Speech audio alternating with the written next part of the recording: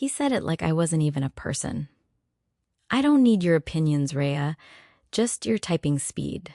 Right there, in front of the entire board. People smirked. Someone actually laughed under their breath. And I didn't say a word, didn't defend myself, didn't argue. I just pressed one key on my laptop and watched his entire presentation collapse in real time. If you've ever been in a room where people act like you don't belong, like you're just there to assist, not think, then you're going to feel this one. Hit like, subscribe, and stay with me. Because this gets satisfying. I sat in that boardroom for 5 years. Same polished table, same glass walls, same faint reflection of myself staring back at me every meeting like, "You're still here." Same chair too, always slightly pulled back. Not quite part of the circle, just close enough to be useful. I knew the rhythm of that room better than anyone. Who would speak first? Who would interrupt? Who would pretend to understand numbers they didn't even glance at? And me? I was Reya, the one with the laptop, the one who documents everything, the one who makes their messy thoughts sound organized and intelligent. It didn't matter that I had a master's degree. Didn't matter that I was a senior data analyst. Didn't matter that half the reports they proudly presented to clients were built by me. Because in that room, I wasn't the mind behind the numbers. I was the fingers typing them. And then there was him, the executive director, the kind of man who never asked questions, only gave conclusions, the kind who would nod while you spoke, but you could tell he wasn't listening, unless it benefited him. He had this way of speaking, confident, smooth, slightly louder than necessary, even when he was completely wrong, especially when he was wrong. And no one challenged him because he had power. And power makes people quiet. But that day felt different. You could feel it before anyone even said a word. There was a contract on the line, $2.5 million. Everyone knew. No one needed to say it. The air in the room felt heavier, thicker. The room was so quiet, you could hear the AC humming in the ceiling. I was already there. Laptop open, projector connected. Of course, because that's my role. He walked in last, like always. Didn't rush, didn't acknowledge anyone directly. Just dropped his folder on the table with that soft thud that somehow still demanded attention. Then his eyes flicked toward me, not at me, toward me, like I was equipment. "You're taking notes today," I nodded, like always. Then he leaned slightly closer, lowered his voice just enough to make it feel personal, but loud enough that others could still hear. "I don't need your opinions, Reya, just your typing speed." A couple of people chuckled. Quick, controlled. But it landed, and something inside my chest tightened. Not anger, not yet. It was that familiar feeling, that quiet, suffocating weight of being reduced. Again, but this time, something shifted. Because instead of shrinking, my mind went completely still, like a switch flipped. All right, fine.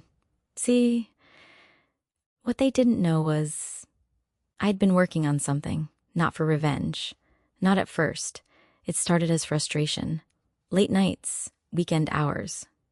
Just me, staring at inconsistencies, watching people present progress that didn't match reality, watching bad data get repeated until it became truth. So I built something simple. A script.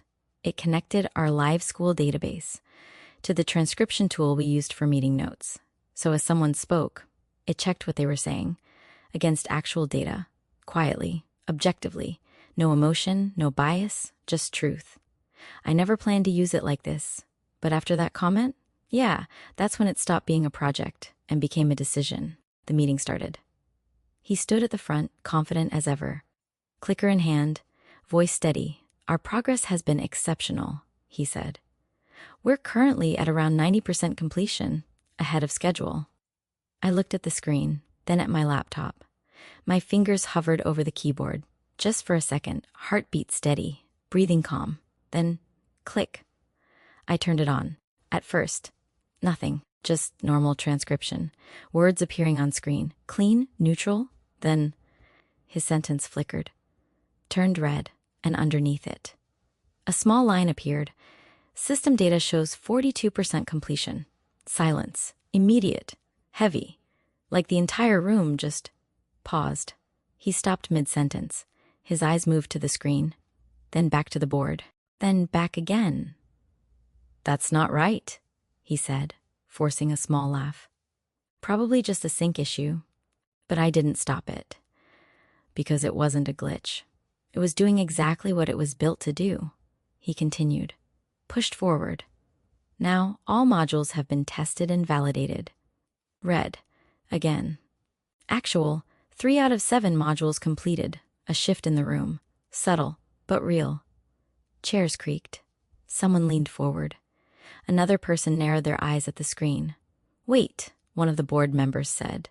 "What is that?" And for the first time in 5 years. People weren't looking at him, they were looking at me.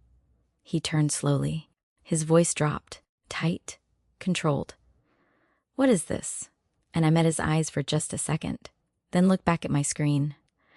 "I'm just taking notes," I said softly. A pause.